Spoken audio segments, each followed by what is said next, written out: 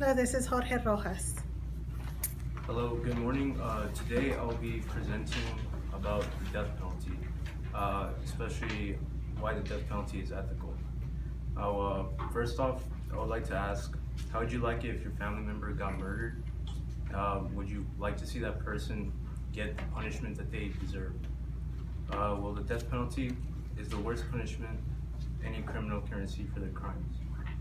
Today, I will give this speech to persuade my audience that the death penalty is ethical. I believe I am credible to give this speech because I am from Texas. In Texas, we strongly enforce the death penalty.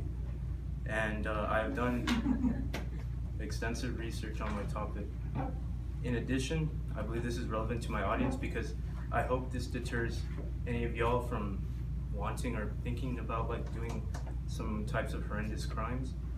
And because the state of Texas has executed 555 criminals since the 1980s, and that was according to ThoughtCode.com. Well, my first point deals with the closure to victims. It is hard having to live knowing that your family member or friend you cared so deeply about was just murdered all because of someone's sick vision.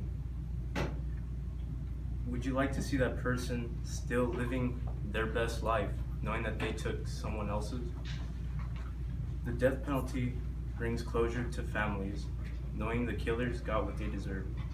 If you don't believe me, take Frederick Romano's word, who said that the death penalty gave him closure, knowing that his daughter's killer was executed. Romano's daughter was brutally raped and then decapitated by a criminal. His daughter's killer was arrested and put on trial. He was found guilty and executed in Baltimore. I got this from Baltimore Suns, which is a newspaper. The reasoning behind this is that the victim truly feels like they got justice for the criminal's crime. According to Crime Museum, in states that have no death penalty option, the prisons the criminals are confined to are not as bad as you may think. The prisons give free meals, provide a bed for them to sleep in, and even in some cases they have a TV. Is this a prison? Is this a Motel 6? This also leads to the prisons becoming overcrowded.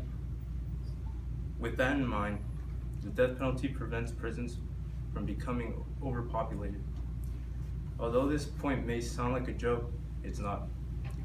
In the United States, there are at least 2.3 million people per state held in some form of correctional facility, whether it be prisons, jails, or juvenile detention centers. This was according to vitana.org. This causes the taxpayers to pay more on their taxes. That means our parents' hard-earned money is being spent to provide for these criminals, help pay for the meals and the bills.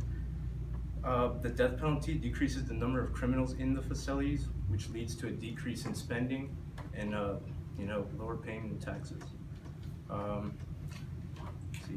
According to death penalty pros and cons, 90% of the criminals that have committed capital offenses never rehabilitate and often start fights with other inmates in the prisons.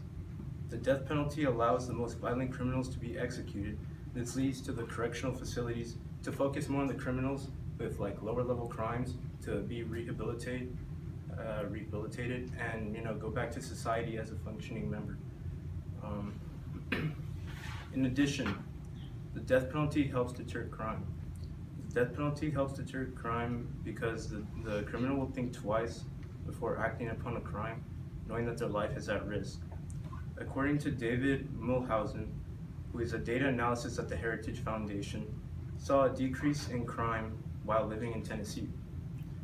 Mulhausen stated that the crime rate in the state went down by 7% after adopting stricter death penalty laws. Tennessee now is a strict enforcer of the death penalty. With criminals avoiding harsh crimes, this leads to other lives being saved. For example, if a criminal was planning on murdering a family, and he gets discouraged, he keeps his life and the family gets to live their life too. Everyone's able to keep their life. Furthermore, the death penalty is a humane form of execution. The lethal injection, which is commonly used to execute criminals, numbs the pain through anesthetics in the first injection. The second injection creates muscle paralysis, and the third injection finally stops the heart from beating. I got this from Medical Daily. Therefore, the criminal does not feel pain while he's being executed. According to Crime Museum, it is the most humane form of execution throughout history. In conclusion, the death penalty is a humane method of execution and has several benefits. It's a proper way to execute criminal, it gives closures to the victims, prevents prisons from being overpopulated, and helps deter further crime. As I said before, I do believe I am credible to speak about my topic as I have done extensive research. So I must ask, would you like to see a vicious criminal get the punishment that they deserve, or would you like them to spend the rest of their life relaxed in a prison? Thank you for listening.